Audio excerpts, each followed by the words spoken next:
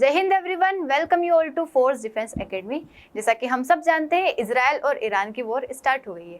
तो देखते हैं, हम समझते हैं क्या इस वॉर का क्या पर्पस है, क्यों वो ये वॉर हो रही है, इजराइल का क्या मन हुआ कि अचानक उसने ईरान के ऊपर अटैक कर दिया, मिडिल ईस्ट में क्या क्राइसिस हो रहे हैं। अगर मिडिल ईस्ट में क्राइसिस होते हैं, मिडिल ईस्ट में कॉन्फ्लिक्ट्स होते हैं, तो उसका ऑल ओवर द ग्लोब क्या इम्पैक्ट होता है, इंडिया के ऊपर क्या इम्पैक्ट होता है, कौन कौन से ऑपरेशंस हैं जो इस वॉर के दौरान मतलब लॉन्च किए गए, इजराइल के द्वारा, ईरान के द्वारा या फिर इंडिया के द्वारा। इन सारी चीज़ों की बात करेंगे हम। देखिए, आइए समझते हैं। पहले अगर हम मैप में देखें तो ये है इजराइल। देखिए यहाँ छोटा सा आपको दिख रहा है, मेडिटेरियन सी से कनेक्टेड। इधर ये ईरान है, ये पर्शियन गल्फ है, स्ट्रेट ऑफ हॉर्मुज है, इधर सऊदी अरेबिया है, यमन, रेड सी। तो ये आप मैप में देख सकते हैं। अब देखिए जो मिडिल ईस्ट का मैप है, क्या होता है कि मिडिल ईस्ट में तीन जो है नेशंस, उनके अंदर अधिकतर लड़ाइयाँ रहती है, जैसे Israel, Saudi Arabia, Iran. Mostly अगर हम इजराइल और ईरान के देखें तो यहाँ पे जो लड़ाई है वो है सुप्रीमेसी की।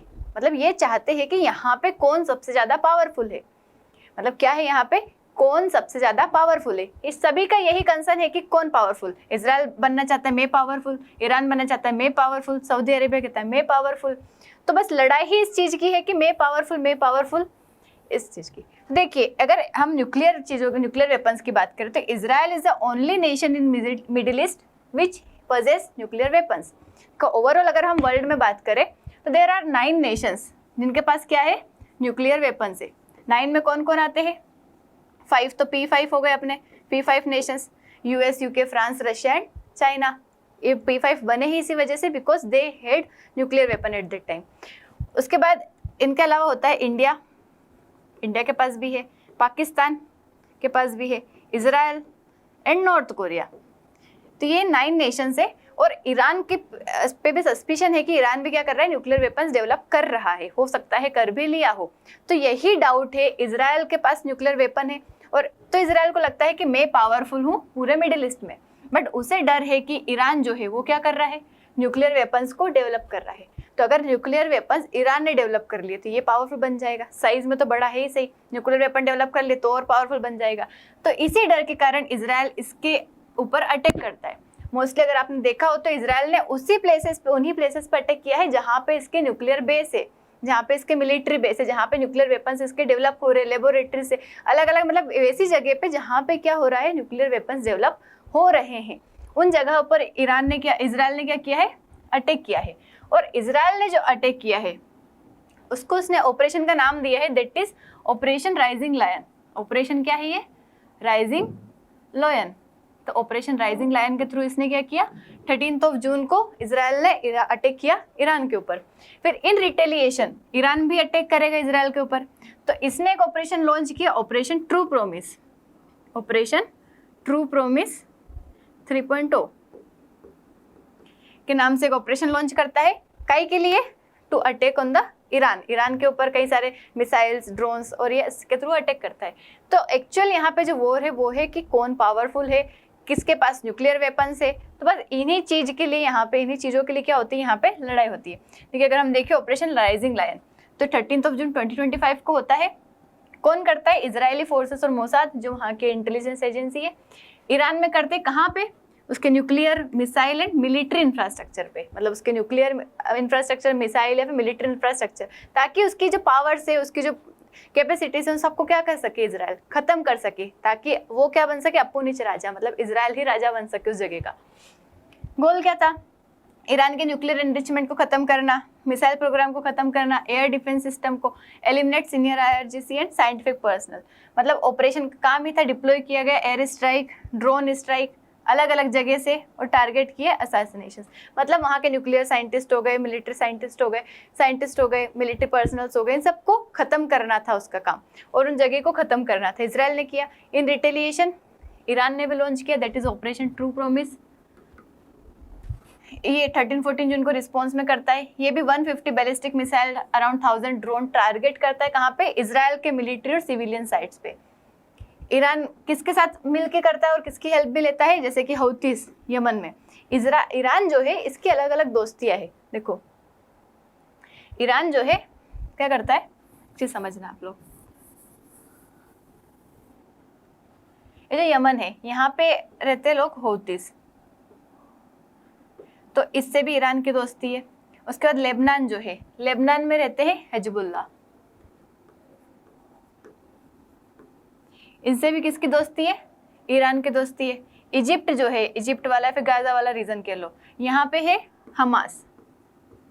तो एक तरीके से ऑर्गेनाइजेशन से, टेररिस्ट ऑर्गेनाइजेशन कह सकते हैं, इन सब का के पास सपोर्ट है, मतलब किसका? ईरान का। और ये सब अगेंस्ट है इजराइल के। तो ईरान इन सब से सपोर्ट लेता है और इजराइल को अटैक करता है, इजराइल के अगेंस्ट जाता है। देखिए ऑपरेशन ट्रू प्रॉमिस जो है, ये किसने लॉन्च किया? ईरान ने किया। किसके ऊपर? सॉरी, ईरान ने किया। किसके ऊपर? इजराइल के ऊपर। अगर हम देखें इसका इम्पैक्ट, देखिए कोई भी अगर वॉर होती है, कहीं पे भी हो, किसी भी पार्ट में हो वो वर्ल्ड के, लेकिन अगर वॉर हो रही है तो वो कहीं ना कहीं डायरेक्टली इनडायरेक्टली इम्पैक्ट करती है वर्ल्ड के डिफरेंट पार्ट में।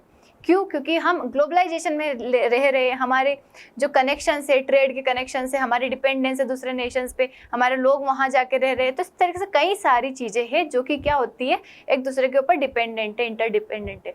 तो अगर कहीं पे भी वॉर हो रही, भले वो इजराइल और ईरान में हो रही है, वो हमारे इंडिया से काफ़ी दूर है डिस्टेंस में, तो जोग्राफिकली काफ़ी दूर है, लेकिन फिर भी वो इम्पैक्ट कर रहे हैं, वर्ल्ड के अलग अलग पार्ट्स में इम्पैक्ट कर रहे हैं। देखिए किस तरीके से, अगर हम वर्ल्ड पे इम्पैक्ट देखें तो ग्लोबल ऑयल सर्ज, ठीक है, जो मिडिल ईस्ट वाला रीजन है, ईरान वाला रीजन है, यहाँ पे ऑयल जो है काफ़ी अमाउंट में पाया जाता है।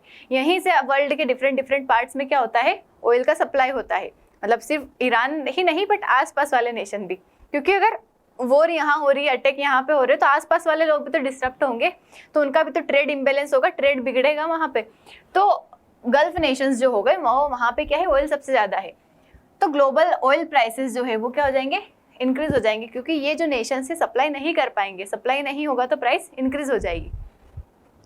मिडिल ईस्ट बहुत ऑयल ट्रांजिट का हब है, स्पेशली जो स्ट्रेट ऑफ हॉर्मुज है, वहाँ से 20% ग्लोबल ऑयल पास होता है डेली। तो इस चौक पॉइंट पर अगर कोई भी थ्रेट होता है तो उससे क्या हो जाएगा, मतलब सप्लाई नहीं होगा तो प्राइसेस इंक्रीज हो जाएंगे। डिसरप्शन ऑफ ग्लोबल ट्रेड, को ट्रेड भी क्या होगा, ऑयल के प्राइसेस इंक्रीज होंगे, लेकिन दूसरी चीज़ों का भी जो ट्रेड होता है via Persian gulf, via straight of Hormuz, तो अगर वहाँ पे ट्रेड होता है, मतलब जो भी शिप जा रहे थे, आ रहे थे दूसरे देशों के, वहाँ पे डिसरप्शन होगा, हो सकता है कहीं उनके ऊपर अटैक हो जाए, पर्शियन गल्फ को चोक कर दिया जाए, पर्शियन गल्फ के ऊपर अटैक कर दिया जाए, तो वो जो ट्रेड हो रहा है वो क्या हो जाएगा, वहाँ पे डिसरप्ट हो जाएगा, इंपोर्ट एक्सपोर्ट के प्राइसेस बढ़ जाएंगे, लोग अच्छे से ट्रेड नहीं कर पाएंगे, सप्लाई चेन डिसरप्ट हो जाएगी। Fear of war spreading to gulf nation, जैसे UAE, Saudi Arabia, Bahrain, disrupt shipping lanes in the Persian Gulf. Insurance premium जो है, अब जैसे ऑयल के टैंकर्स जा रहे हैं तो नॉर्मली उनका जो इंश्योरेंस रहता है उसकी प्राइस क्या हो जाएगी, इंक्रीज हो जाएगी, क्योंकि हो सकता है उनके ऊपर अटैक हो जाए, ऐसा कुछ भी हो जाए, तो प्राइस क्या हो जाएगी उनकी, इंक्रीज हो जाएंगे नॉर्मल प्राइस से। कंपनीज रीरूट कर रही है, डिले कर रही है शिपमेंट, क्योंकि ये डर के वजह से, एक तो वॉर का डर, डिसरप्शन इन सप्लाई चेन, की वजह से क्या हो रही, चीज़ें डिले हो रही है। Rising risk of regional war, देखिए ये वॉर तो इन दो नेशन ने स्टार्ट की, लेकिन इसके साथ साथ जैसा कि मैंने बताया ईरान का सपोर्ट अलग अलग ग्रुप से है, अलग अलग देशों से है, तो वो भी क्या करेंगे, इसराइल के अगेंस्ट जाएंगे, इसराइल के जो सपोर्टर्स है वो उसके अगेंस्ट आएंगे, तो इस तरीके से रीजन में क्या हो जाएगी, वॉर क्रिएट हो जाएगी। जैसे ईरान के allies Lebanon, Hezbollah, Syria, Iraq में शिया मिलिटिया, यमन का हूतीस, ये भी है कि मतलब चांसेस है कि इनमें भी क्या हो जाएंगे, कॉन्फ्लिक्ट स्टार्ट हो जाएंगे। फिर रेफ्यूजी क्राइसिस, देखिए दोनों देशों में अगर लड़ाई होगी, इधर से बॉम्ब अटैक हो रहा है, उधर से हो रहा है, तो जो अटैक हो रहा है तो वहाँ की पॉपुलेशन कोशिश करेगी ना कि हम यहाँ से भागे इस देश से, क्योंकि हमारे ऊपर अटैक हो सकता है, सभी अपनी जान बचाने के लिए भागते, तो उससे क्या होगा, रेफ्यूजी क्राइसिस। भाग के कहाँ जाएंगे वो, या तो आसपास वाले देशों में जाएंगे या कहीं भी किसी भी देश में जाएंगे, तो वहाँ पे क्या होगा, उनकी पॉपुलेशन पे स्ट्रेन होगा, उनके रिसोर्सेज के ऊपर स्ट्रेन होगा, एक तरीके से रिसोर्सेज की कमी आएगी उनके देशों में।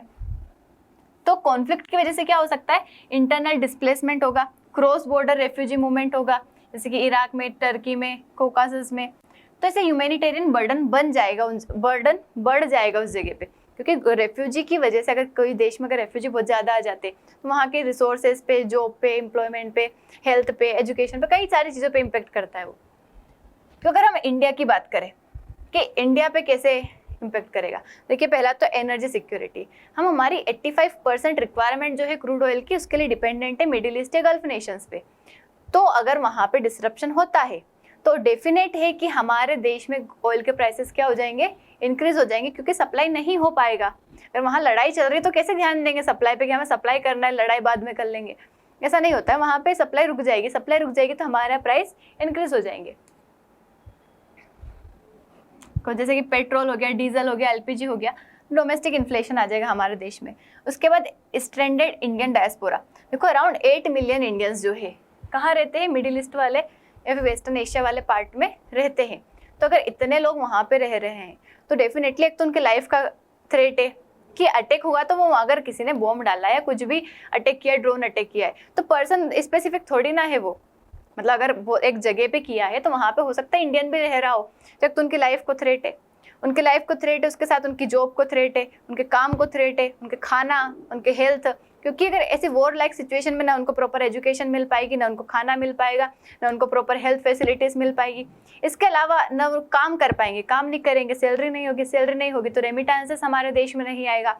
एक तो उनकी लाइफ को पूरी तरीके से क्या है, खतरा है, जो भी उस रीजन में रह रहे, ईरान में भी और ईरान के आसपास वाले रीजन्स में भी, क्योंकि वॉर अगर हो रही है उस देश में तो आसपास भी कुछ क्या हो सकता है, कुछ ना कुछ खतरा हो सकता है। जैसे कि वर्क इन वेस्ट एशिया, जैसे कि Iran, Israel, UAE, Qatar, Saudi Arabia में कई सारे इंडियंस रहते हैं। तो वॉर की वजह से उनकी सेफ्टी को कंसर्न है, कई सारे लोग इवैक्यूएट करने की कोशिश करेंगे, जैसे कि ऑपरेशन गंगा में करवाया था, जैसे इजराइल रशिया यूक्रेन वॉर हुआ था तब। रेमिटेंसेस जो गल्फ नेशन से आते हैं वो भी हिट कर जाएगा, मतलब उसको भी क्या होगा, काफ़ी ज़्यादा इफेक्ट होगा। ट्रेड डिसरप्शन, देखो स्पेशली अगर हम इंडिया और ईरान के ट्रेड की बात करें तो ईरान के साथ हमारी एक रीजनल कनेक्टिविटी, हम वहाँ पे डेवलप कर रहे हैं अपना चाबहार पोर्ट। चाबहार पोर्ट का जो डेवलपमेंट कर रहे हैं, क्यों कर रहे हैं? ताकि we can connect our India to the Afghanistan और टू द सेंट्रल एशिया, मतलब एशिया से, सेंट्रल एशिया से, यूरोप से हम एक कनेक्टिविटी बना पाए, इसके लिए हम चाबहार पोर्ट डेवलप कर रहे हैं ईरान में, क्योंकि हम पाकिस्तान के थ्रू नहीं जा सकते, इसलिए हम ईरान के थ्रू जाने की कोशिश करेंगे। तो अगर वो वहाँ पे वॉर होती है, कोई डिसरप्शन होता है, तो वो क्या करेगा, इसके डेवलपमेंट को, इंफ्रास्ट्रक्चर जो डेवलपमेंट हो रहा है वो रुक जाएगा, डिले हो जाएगा, लेट हो जाएगा, तो इसकी वजह से हमारे ट्रेड पे क्या होगा, इम्पैक्ट होगा। उसके बाद ऑयल का ट्रेड जो ईरान से होता है, फार्मास्यूटिकल्स, उसके साथ इंडिया और इजराइल की जो डिफेंस है, मतलब इजराइल से हम काफ़ी डिफेंस की चीज़ें इम्पोर्ट करते हैं, तो उसके ऊपर भी क्या करेगा, ये इफेक्ट करेगा। तो ये क्या है, कुछ कंसर्न है जिसकी वजह से हमारा ट्रेड जो है डिसरप्ट हो जाएगा। चाबहार पोर्ट प्रोजेक्ट क्या है, इंडिया का एक्सेस है सेंट्रल एशिया, उसकी कई सारी अनसर्टेनिटी, क्योंकि सिक्योरिटी कंसर्न आ गया वहाँ पे। ईरान में reduce it's cooperation on energy and transit corridor under conflict state, मतलब ईरान हो सकता है कोऑपरेट करे या फिर कुछ कमी कर दे इन चीज़ों में, क्योंकि वो अभी उसका ध्यान कहाँ है, लड़ाई में है, तो लड़ाई में है तो इन चीज़ों पर उसका फोकस नहीं रहेगा। उसका जियोपॉलिटिकल डायलेमा, देखो डायलेमा कैसा है इंडिया के लिए, कि इंडिया के लिए ईरान भी ज़रूरी है और इजराइल भी है। इजराइल को सपोर्ट करने में ईरान को पीछे नहीं कर सकता, आइसोलेट नहीं कर सकता, वहीं ईरान को सपोर्ट करने में इजराइल को आइसोलेट नहीं कर सकता। तो डायलेमा है इंडिया के लिए कि how to support both this nations, किस तरीके से बैलेंस बनाया जाए दोनों को, क्योंकि इजराइल से हम डिफेंस की चीज़ों के लिए डिपेंडेंट है, डिफेंस से हमारा बहुत अच्छा ट्रेड होता है, काफ़ी चीज़ें इंपोर्ट करते, वहीं ईरान से ऑयल के लिए है, उसके बाद हमारा जो रीजनल कनेक्टिविटी उसके लिए डिपेंडेंट है। जैसे वॉर क्या फोर्स करेगा इंडिया को एक बैलेंस बनाना, कैसे पॉलिसी को मेंटेन करेगा कि इजराइल को भी सपोर्ट करे और ईरान को भी आइसोलेट ना करे। इसका defence and security implications, India में face higher defence procurement cost, क्योंकि सब जगह क्या हो जाएगी, मतलब ग्लोबल डिमांड जो है बढ़ गई डिफेंस प्रोक्योरमेंट की, तो इंडिया को भी क्या होगा, डिफेंस की जो चीज़ें हैं, डिफेंस के जो सामान है, इक्विपमेंट्स है, उनकी कॉस्ट हाई हो जाएगी। Israeli supply of missile system, drones, radar, cyber security tools, ये लेट हो जाएंगे, डाइवर्ट हो जाएंगे, क्योंकि देखो इजराइल में वॉर हो रही है तो वो जो चीज़ें हमारे देश में आती थी वो भी वहाँ पे वॉर में यूज़ होगी, तो हमारे देश में आने रुक जाएगी, कम हो जाएगी, या फिर उनकी प्राइसेस इंक्रीज हो जाएगी, तो इंडिया को ये सफ़र करना पड़ सकता है।